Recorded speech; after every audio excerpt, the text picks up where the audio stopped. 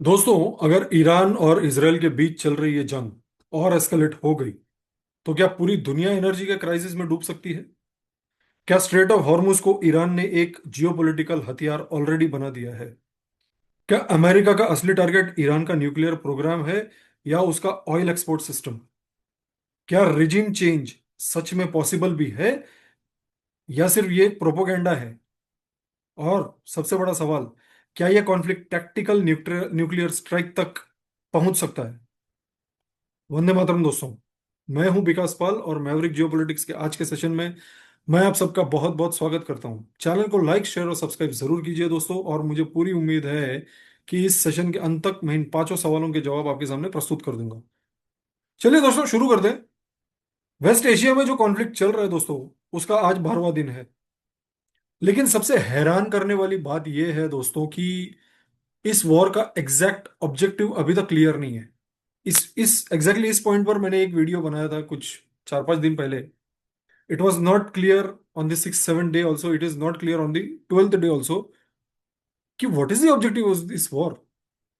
America और Israel ने शुरू में कहा था कि ईरान को न्यूक्लियर वेपन बनाने से रोकना है, ईरान की रिजिम को कमजोर करना है और ईरान की मिलिट्री कैपेबिलिटी को खत्म करना है। लेकिन ग्राउंड रियलिटी क्या है? लीडरशिप को टारगेट किया गया। ईरान के टॉप लीडरशिप के कई लोग मारे गए, सुप्रीम लीडर अयतुल्ला खोमेनी भी। और तुरंत बाद उनके बेटे को नया सुप्रीम लीडर अनाउंस कर दिया गया। हालांकि उनको उनके ऊपर भी हमला हुआ है एंड ही इज इंजर्ड। और इन सब के बीच इसराइल ने कहा मुश्तबा खामेनी के बारे में, जो उनके बेटे हैं, कि ये ज्यादा दिन तक टिकेंगे नहीं। अमेरिका ने भी इनडायरेक्टली यही सिग्नल दिया कि ईरान की लीडरशिप अनसस्टेनेबल है। राइट। लेकिन सवाल फिर यही है दोस्तों कि आप आखिर कहना क्या चाहते हो? आखिर आपका ऑब्जेक्टिव है क्या? अब इन सब में एक और एंगल है। ईरान का खर्ग आइलैंड, जिसमें मैंने कल वीडियो बनाया था, ये वही जगह है दोस्तों जहां से ईरान का लगभग लगभग 90% ऑयल एक्सपोर्ट होता है, क्योंकि यहाँ पर स्टोरेज फैसिलिटी है ईरान की। अगर कोई पावर इस आइलैंड को कंट्रोल कर लेगा तो ईरान की इकोनॉमी प्रैक्टिकली कोलैप्स हो सकती है। इसीलिए कई एक्सपर्ट्स कह रहे हैं दोस्तों कि न्यूक्लियर इशू सिर्फ एक एक्सक्यूज हो सकता है अमेरिका का। असली खेल है ऑयल लॉजिस्टिक्स का। अब पूरे इस प्रकरण में एक और इंटरेस्टिंग डायमेंशन है दोस्तों। अमेरिका के सो कॉल्ड दोस्त जो हैं यूरोप, वो इस मुद्दे को लेके खंड खंड बटे हुए हैं। They are not clear as to who will say what, who wants to do what, who is thinking what. Italy की प्राइम मिनिस्टर जॉर्जिया मेलोनी, उन्होंने एक स्ट्रांग स्टेटमेंट दिया। उन्होंने कहा स्कूल अटैक में जो 190 स्टूडेंट्स मारे गए, उनकी इन्वेस्टिगेशन होनी चाहिए और जिम्मेदार लोगों को पनिश किया जाना चाहिए। फ्रांस और इटली के स्टेटमेंट्स में काफी ज्यादा फर्क है। ब्रिटेन भी पहले हेजिटेट करता था, बाद में ब्रिटेन ने इंडियन ओशन के अपने बेसिस को बेसिस का एक्सेस अमेरिका को दे दिया। लेकिन एक इंटरेस्टिंग बात यह है कि अमेरिका ने ब्रिटेन का वॉरशिप सपोर्ट एक्सेप्ट भी नहीं किया। इसका मतलब है दोस्तों, अमेरिका अपनी स्ट्रेटेजी इंडिपेंडेंटली एग्जीक्यूट कर रहा है and America is not looking at anybody else. Straight of Hormuz में दोस्तों सबसे खतरनाक चीज हो रही है आज। ये दुनिया का सबसे स्ट्रेटेजिक ऑयल चोक पॉइंट है, that I have made very very clear in my previous videos. कल का ही वीडियो देखिए, ये हॉर्मुज और खर्ग आइलैंड दोनों में बात की है मैंने। हॉर्मुज से लगभग 20% ऑयल सप्लाई ट्रांसपोर्ट होता है। रोजाना 130 से 140 टैंकर्स रूट होते हैं यहां से। लेकिन अब सिचुएशन बदल चुकी है। अब रिपोर्ट्स के मुताबिक सिर्फ 3 से 4 शिप्स ही डेली ट्रांजिट कर पा रही हैं। और सबसे शॉकिंग डेवलपमेंट क्या है इसमें? एक कमर्शियल थाई शिप को ब्लास्ट कर दिया गया जो यूएई से भारत आ रहा था। अभी इस अटैक में 3 क्रू मेंबर मिसिंग है, बाकी क्रू को ओमान की नेवी ने रेस्क्यू किया है। ये सारी बातें चल रही है और ये स्ट्रेट ऑफ हॉर्मुज का पहला मेजर कैजुअलिटी इंसिडेंट बन गया है। अब सवाल ये है, ईरान ने ये कैसे किया? ईरान की रेगुलर नेवी एक चीज है, लेकिन ईरान के पास एक और पावरफुल फोर्स है विच इज आईआरजीसी। ये फोर्स असिमेट्रिक वॉरफेयर में एक्सपर्ट है। मैंने इसको अपने पहले के भी एक वीडियो में कवर किया है, जहां पे मैंने आईआरजीसी के बारे में बताया है। और इस इस वॉर शुरू होने के लगभग मेरे ख्याल से 2 हफ्ते पहले मैंने एक वीडियो बना था दोस्तों, उसमें मैंने बताया था कि ईरान के सुप्रीम लीडर को उड़ा के अमेरिका कुछ नहीं पाएगा। It has to be IRGC who needs to be targeted. IRGC के पास मीनवाइल है क्या?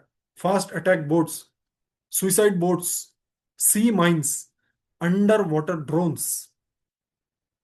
ईरान ने दोस्तों lithium battery powered under water drones बनाए हैं, ऐसी खबर आ रही है।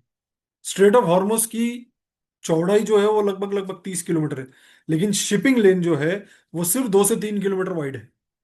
अगर ईरान वहां माइंस डिप्लॉय कर दे तो पूरी ट्रैफिक, शिपिंग की ट्रैफिक बर्बाद हो जाएगी, रुक सकती है। और शायद हो भी वही रहा है।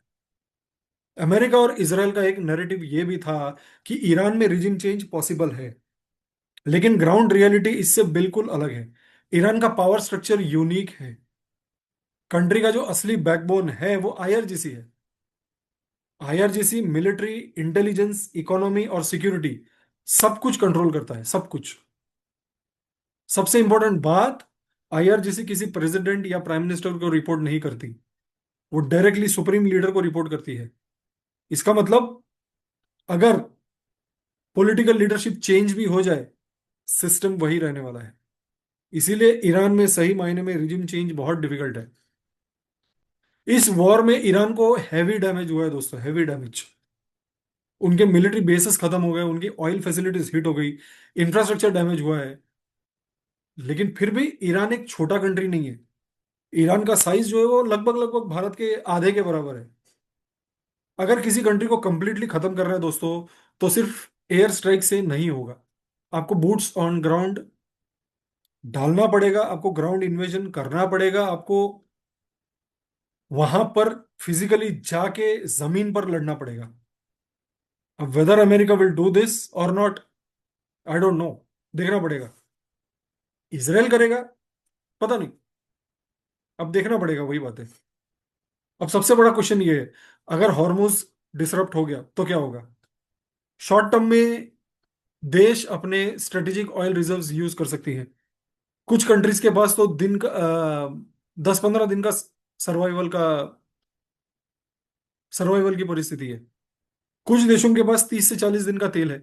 भारत के खुद के पास लगभग लगभग 2.5 महीने का तेल बचा हुआ है। लेकिन भारत की स्ट्रेंथ है क्या दोस्तों? मैंने पिछले वीडियो में कवर किया था कि भारत की असली स्ट्रेंथ है रिफाइनिंग। और रिलायंस वाले वीडियो में मैंने बताया था, भारत दुनिया के लार्जेस्ट रिफाइनिंग हब्स में से एक है। और भारत के पास मल्टीपल सप्लाई पार्टनर्स भी हैं, Russia, USA, Algeria, middle east. इसीलिए भारत इमीडिएट क्राइसिस मैनेज कर सकता है। लेकिन यूरोप की सिचुएशन ज्यादा प्रॉब्लमेटिक है।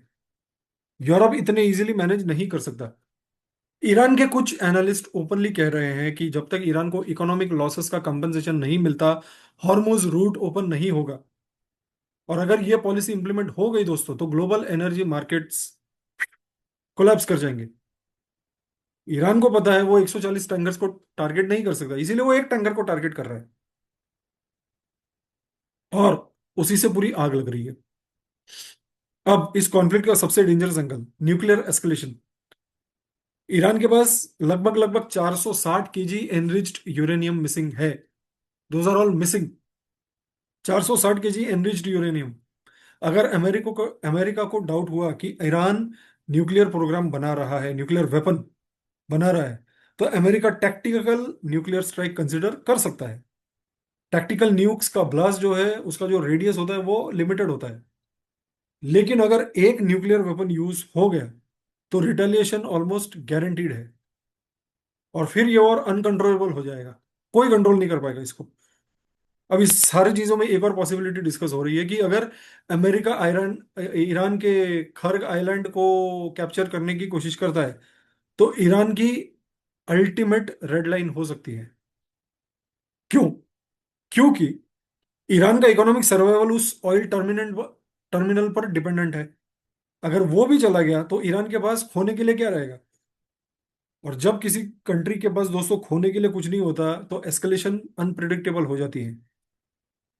अब इस वॉर का एक और डायमेंशन है, information warfare. Iranian media claim कर रही है कि इसराइल के prime minister Benjamin Netanyahu injured हो गए हैं।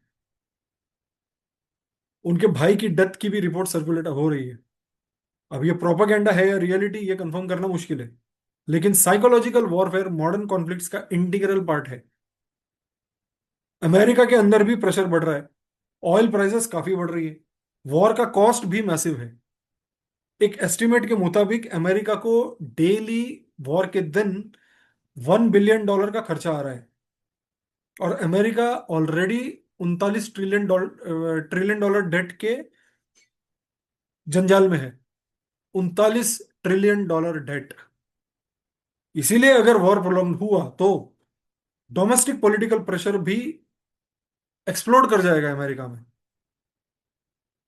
तो दोस्तों, अगर हम ओवरऑल पिक्चर देखें तो ये जो सिचुएशन है, ये this is extremely volatile. Objectives are not clear, multiple powers involve हैं, ग्लोबल एनर्जी सप्लाई में रिस्क है, न्यूक एस्केलेशन का पॉसिबिलिटी एग्जिस्ट करता है। और सबसे डेंजरस चीज क्या है, इस वॉर का कोई क्लियर एंड गेम दिखाई नहीं देता। अगर डिप्लोमेसी फेल हो गई तो यह कॉन्फ्लिक्ट रीजनल वॉर से ग्लोबल क्राइसिस बन सकता है। Let's see, we will keep an in terms of इसमें क्या होता है इसराइल ईरान वॉर में। यहीं पर हम आज के सेशन का अंत करते हैं दोस्तों। चैनल को लाइक शेयर एंड सब्सक्राइब जरूर कीजिए। जय हिंद, भारत माता की जय।